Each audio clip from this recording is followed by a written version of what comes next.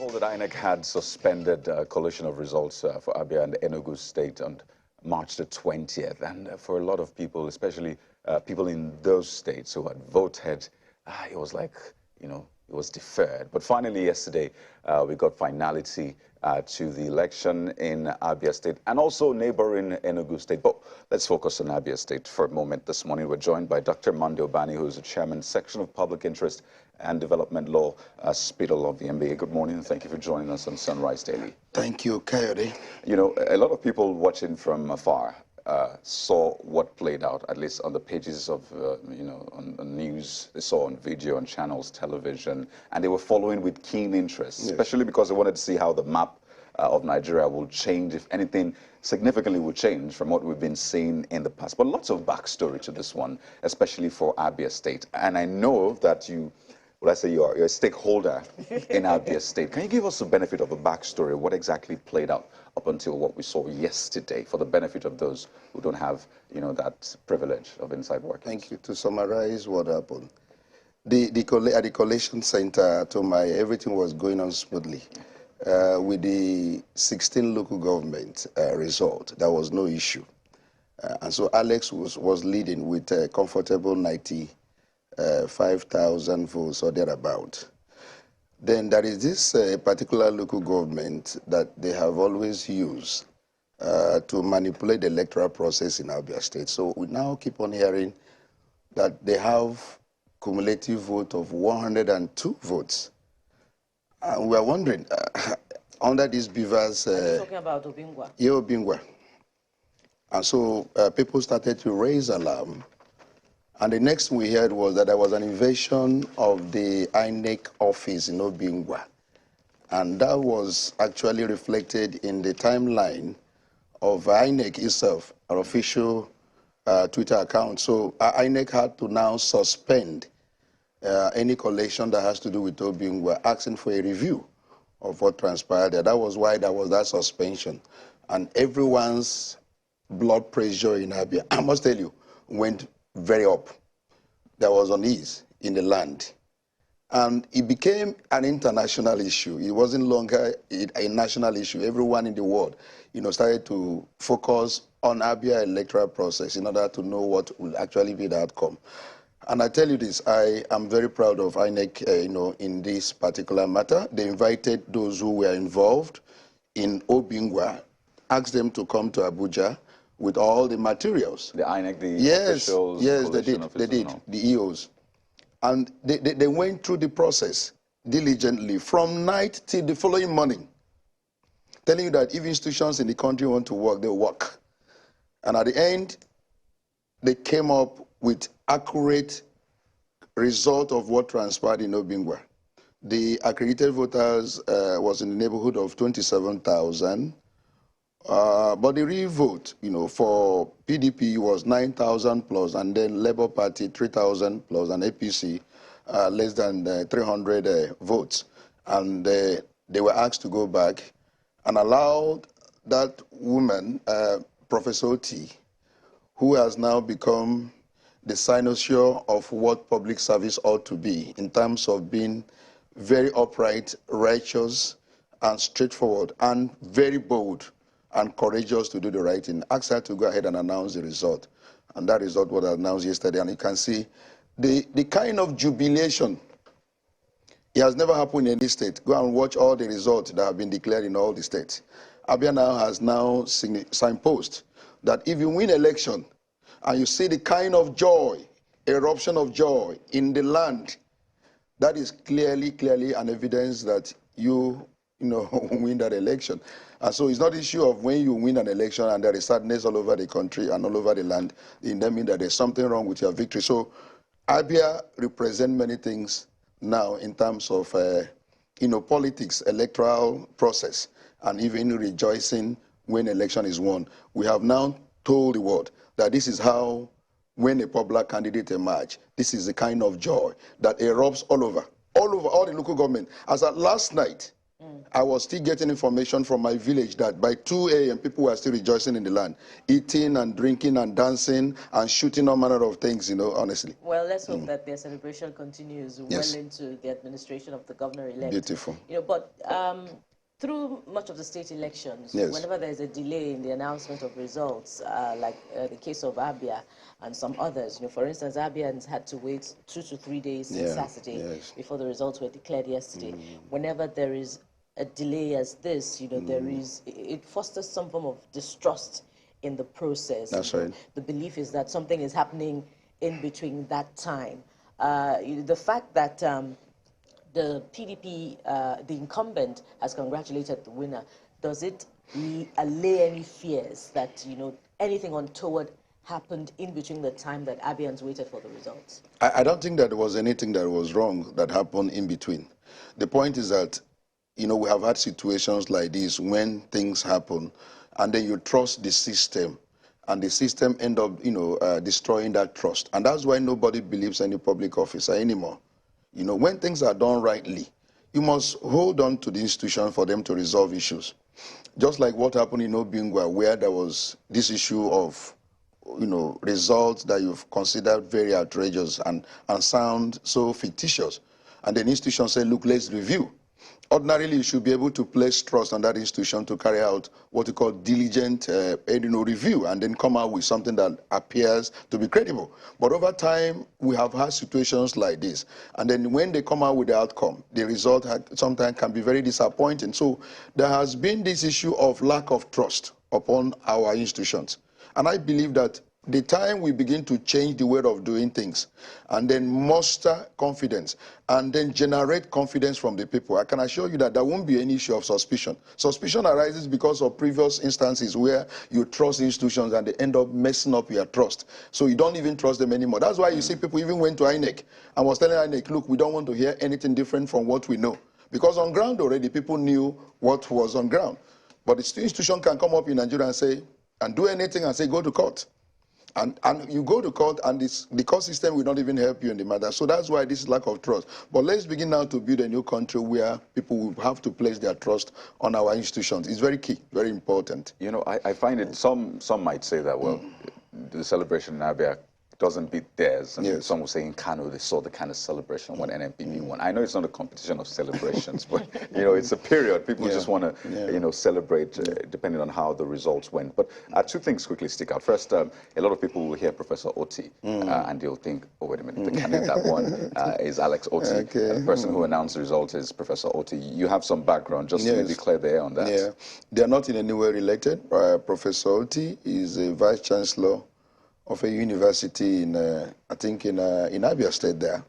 She's from Afibo, or there, you know, from the north. That's an Ebonyi? Other Afibo or Hafia, right, in Abia State.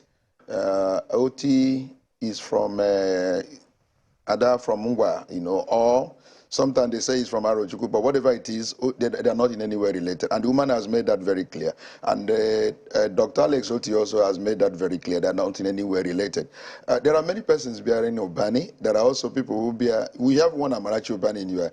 And people keep on asking me, is she your wife? I said, no, we are not in any way, you know, any related and all that. So for the fact that tomorrow I am running for governor and then she becomes the INEC chairperson to probably announce my result does not mean that we are in any way related. You still have to answer that question. You still have to answer the question there. I will have to answer, but I'm trying to say it in advance that should Amarachi become the INEC chairman tomorrow and I'm announced as the governor-elect of Abia State, for God's sake, we are not in any way related. But, you know, speak to the point you made, pardon me, Buki, about the reports that people were hearing that Obingwa was likely going to come in with over 100,000 votes. And that's really, I mean, when you think about it, especially with the Electoral Act, it's unfathomable. Even if it were possible, it does not make sense because you reference the number of registered voters, 27,000. So no, accredited. Accredited voters. No, the number of registered voters in Obingwa is 150-something thousand. Yeah, but the accredited voters, which Beavers would use ultimately, beautiful, 27,000. So really,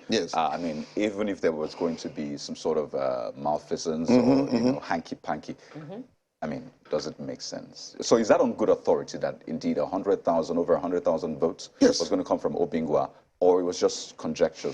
Look at the testimony of the EU. I think they approached him, and they were talking about 80-something thousand votes, because at that time they were sure that OT has not garnered up to 80-something, because in fact that has been their previous practice.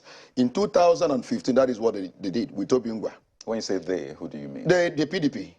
You know, because I have been participating in election. I'm going back to Abia to participate. I used to have a candidate that was actually propping up in order to be the governor of Abia State. So I'm a participant. So they happened in 2019. All of a sudden, one candidate was doing very well. All of a sudden, we had 80-something thousand votes from Obingwa. And that made the entire difference. So why was it not contested in court if indeed something wrong was going on? The point is the technicality in electoral matters. The man that went to court fired out of time. You know, you have 21 days within which to do that. And if you don't even have a good lawyer who knows the technicalities in electoral law, you find it, your matter will be messed up. So he got a lawyer who did not know how to file. Most of the things were thrown out. And that was how we didn't go further in pursuing the legal option. So what I'm trying to say is that Obingwa has always been used as their last card. They wait for you to come with good results from all other local government. The next thing you hear 100 and something or 80-something thousand from Obingwa. And that makes the difference. And they've been declared the winner. They've been doing it over time and been getting away with it. But Beavers has changed all that. So when we're asking the EU to write 80-something thousand, they must say from where? How do I get from where? The Beavers, they say you have to bypass the Beavers. The point is that they let them go to court. Announce it, let them go to court, because they know that the court system also, you can use technicality and defeat substantial justice. And that's why we are talking about judiciary in this particular time that people are filing this action, that the judiciary must be very serious in trying to really do justice.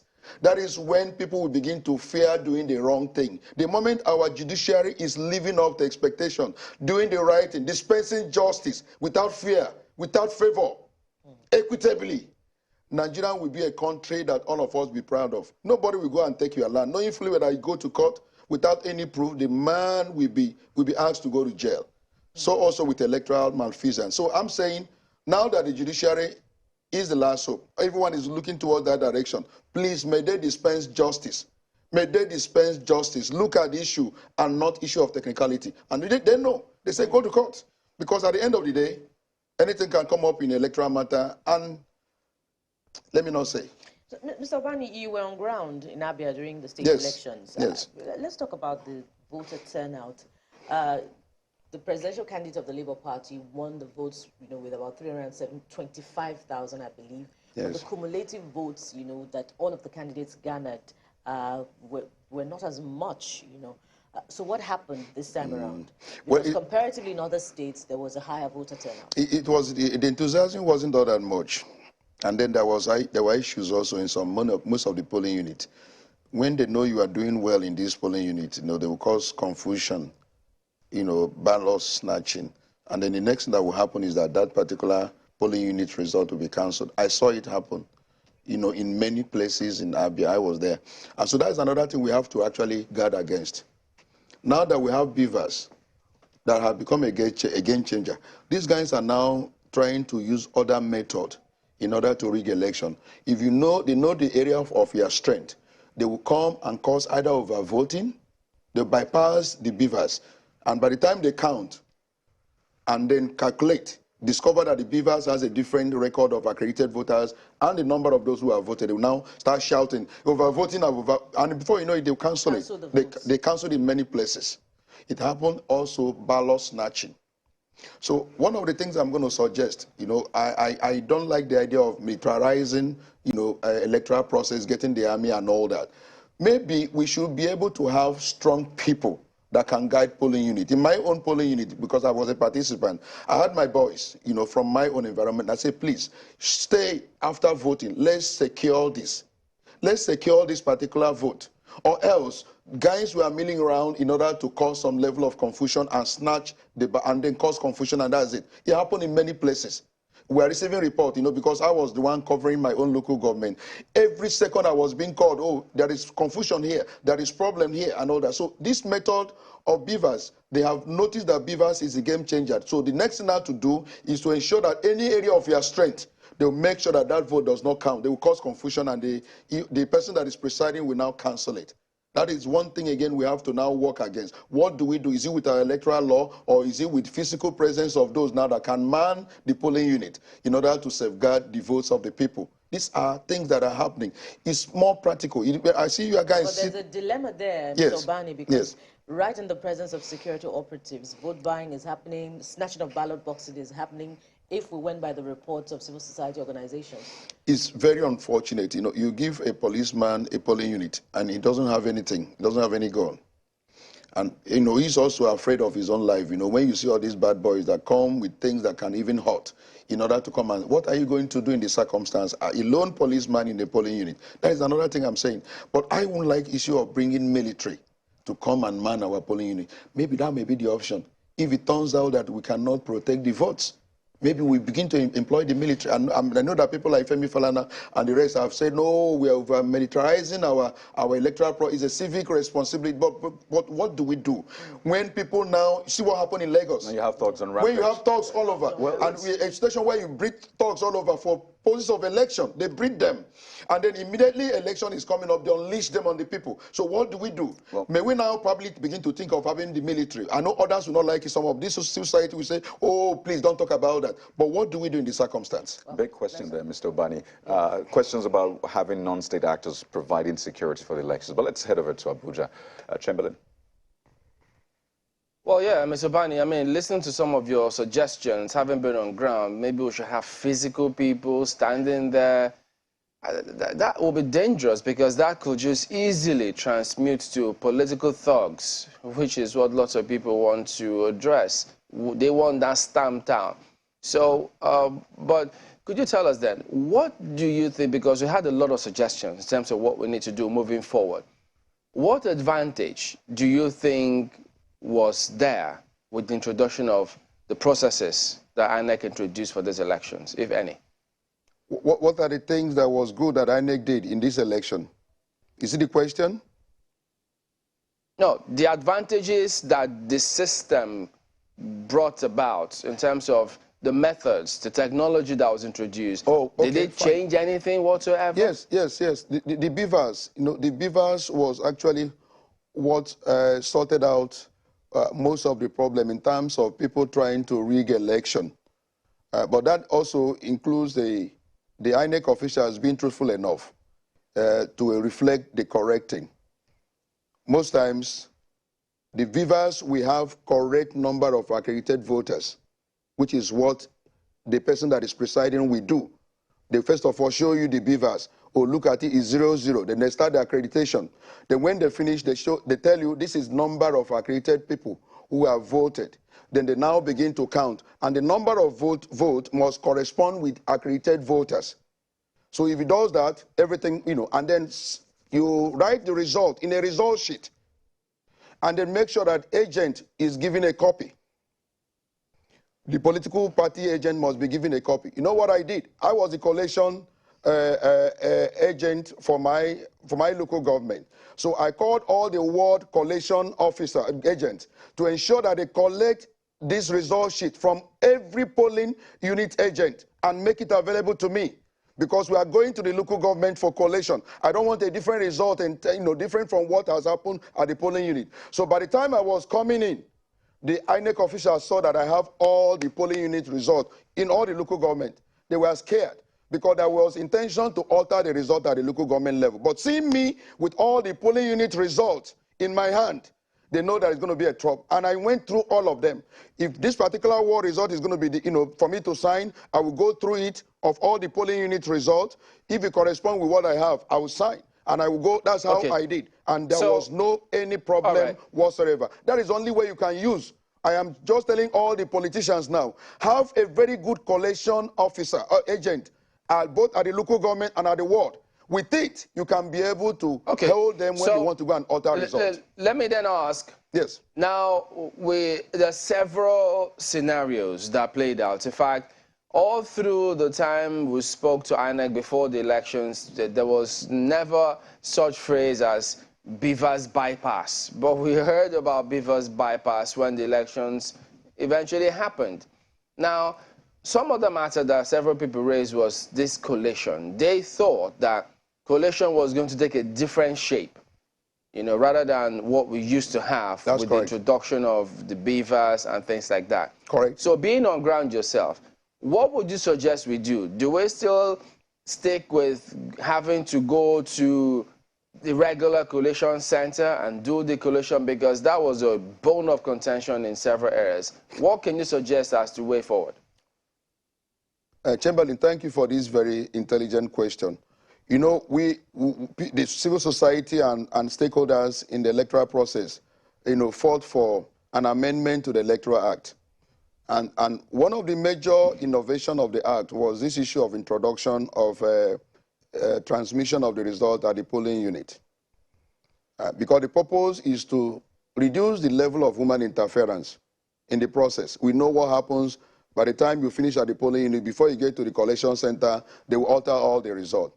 But when INEC that promised transmission, did not follow even their own internal guideline as enunciated in the presidential election, it gave room for people to now still think that, oh, we are back to 2010 Electoral Act. We can use manual method and alter the result, bypassing the beavers. That was their thinking in this particular governorship election. Because of the fact that INEC messed up a bit in the presidential election, they did not transmit as promised. They now saw an opening. What happened? They saw an opening as, oh, we can still alter results at the collation center. That is why you see the desperation. They were all caught unawares in the general election. That's why they saw some level of sanity in the, the result, especially with the Senate and that of House of Reps. But the presidential, there was no transmission. So these people saw, oh, we can alter results still. So the normal thing is that after election has been concluded in a polling unit and result, sorted out, counted and announced, the next thing is written down and then transmitted immediately. So you don't even need to begin to struggle and follow, because if you go and alter it at the collation center, for God's sake, the result has already been transmitted. It's already in the system, so you can't alter anything. But this issue of, oh, I didn't come with the right password, or there is no network, and most times they do it purposely. They tell you there is no network. They are doing it so that they can go and alter the result at the collation center. So it's like we are back to 2010 or 2003 electoral. So it is important we begin to emphasize the issue that technology has come in. Let us employ technology. Whenever you finish the electoral process at the polling unit, transmit immediately. So if anyone wants to go and alter at the collation center, you know it's already in the system. You can't alter anything.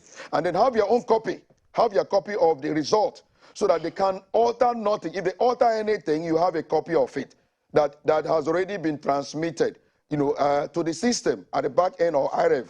So that is what I want to suggest. Let INEC live up to the billing. We spent 400 billion in this electoral process. But what we get in terms of output from INEC was not what we expected because of this issue of transmission. If INEC can improve on this issue of transmitting results at the polling unit, we won't have issue of people going to go and alter any result at anywhere, at any point, at the collation center. So we are back to the same system of trying to rush, follow INEC to collation center. That was what happened in this election, which shouldn't have happened if INEC had stick to their guideline. Okay, so I would like to ask you, Mr. Ubani, I think first, congratulations are in order to you and the people of Abia State. I'd like to find out from you whether electronic voting is something that you would support. Do you think that that will make a difference? Because some people are saying that, oh, the fact that we still have a physical side of things, people are still voting, using ballot papers, results are still being written on physical result sheets, and then taken as in the picture of that result sheet is what is now taken and transmitted. That's what is now giving people the, the temerity to try and alter results on physical sheets of papers. Do you think that electronic voting will help in any way? Yes, Mark, but that's also another intelligent question. What we have started to do is deployment of technology in our electoral process, and we started with this issue of beavers now, and then transmission We have seen that with beavers is a game changer. We must now begin to probably start maybe with a local government election with issue of electronic voting. Let's see how it goes. Because it is something that is worth exploring. We don't need any physical paper anymore. You come, you vote for your candidate, it goes. So first, somebody will not hack the system. Provided somebody will not hack the system, we have to probably have an, technologist, those who are good in technology and computer. Make the system to be free from being hacked so that we can now start gradually with electronic voting. It will be also a game changer if we begin to look towards that direction of having electronic voting, no paper involvement. See, the less interference of the human factor in the electoral process, we guarantee the credibility. I'm saying it here because in MBA, we have exploited it, and we have seen it work where we do electronic voting. We go into the internet and vote, and then the results are being announced. In fact, sometimes you watch results, as it's, dropping and all that. We can also start it with national, But I said the way to start is maybe local government election first, with the level of education and technology and all that. Let's start with local government, then state, and then finally to the federal. But it's something that is worth exploring. Less involvement of human factor in our electoral process, we solve our problem. Let me tell you what I noticed. Because of human factor in our electoral process, I discovered that it can be compromised. The INEC officials will ask you, "Oga, what did you come for us? What did your political party provide for us?" It's not necessary for you to ask me that. The policeman that is also guiding will say, "What did you guys bring for us?" And I begin to wonder, why are you asking me to give you something? Because we are there to be very impartial. If I give you something, would I induce you? So I have discovered that it is human factor that messes up even when we have the best of laws. Our electoral law is perfect, but the human beings, is the problem. I saw a lady who is an INEC official being slapped at my collation center. Why? Because she collected money, and she promised to alter the result for them, and she failed to do it, and she was given a hot slap, and I saw it in my collation center. So they still believe they can still maneuver this system. It's a human factor. So the less involvement of human factor in our electoral process, we guarantee credibility. So going through your suggestion, let's start gradually with electronic voting at the local government level, state level, see the perfection we can be able to attain, then finally we can bring it up. It's something that is worth exploring, because the less involvement of human factor, the more credible the electoral process in Nigeria will be. And I think that's a great way to land, really. I mean, seeing what happened in Abia State and the Southeast generally, Abia particularly under the PDP for 2 decades at the least. And can I say something about, agenda for Dr. Alex Oti? Yeah, just quickly. He's a very great man, first-class economics graduate, and then has taken the Access Bank, former Diamond Bank, to a level. I believe that he has a plan in order to transform Abia. Transformative agenda is one to go. And then he has the best brain around him in order to turn Abia politics, Abia economy round. And I believe so much in him. And then let's do an integrative factor between all other governors in the southeastern region. With Alex now leading the role, everyone will want to, follow suit in making sure that we succeed as a region. Now, how do you mean leading the role? Yes, there's Governor Soludo of Anambra State. Soludo is also, yes, are you following me? Then I don't know who is emerging, who has emerged in Ebonyi State and in Enugu. This beautiful, all these people need to come together in order to run an integrative economy that will make the East the best region. Because when Okpara was remember the premier, he had the fastest growing economy in the southeastern region with only palm produce proceed. We can do it again in the southeast. So having this brain. Are you optimistic, Mr. Ubani, that party difference will not be No, party difference should not. It's about the southeast, it's about the southwest, it's about the north. All of them should be looking towards the direction of running an integrative economy that can make Nigeria to be one of the best in the world. And having these guys who have succeeded in private enterprise coming into politics is the best thing that can happen to Nigeria, because they have managed men and resources, and we're able to be a success. They are now coming to public service in order to give their best. So let's have this factor in the mind that we must make sure that all of them must come together to make Southeast to be an example of what good governance is supposed to be. Abia has bad image. this man is going to clear that image by the grace of God and make Abia to be a sign-show in everything, both in governance, both in politics, both in arts and culture. And I'm looking forward to having the best governor being Alex Oti in future in this country. Not forgetting that we have Senator Hope Uzodimma of Imo okay, State. fine, from Imo. That's By the way, the Southeast right now, as it stands, is the most diverse in terms of politics. 2 APC, 1 PDP, 1 ABGA, and now 1 Labour Party. But they're going to come together. They have to come together. Which is what we wait to see in the coming days. But we'd like to thank you so much, Dr. Monday Ubani. What, you're a non-partisan politician now, or professional politician? Professional politician. That's true. That's true. Thank you very much. Non-partisan politician. I mean, this is Dr. Ubani. We'd like to thank you so much for your time on the program this morning. Well, let's go on a quick break now. When we return, we'll have more for you. We're still expecting results from 2 states, and we'll be focusing on just one of them in just a moment. Stay with us.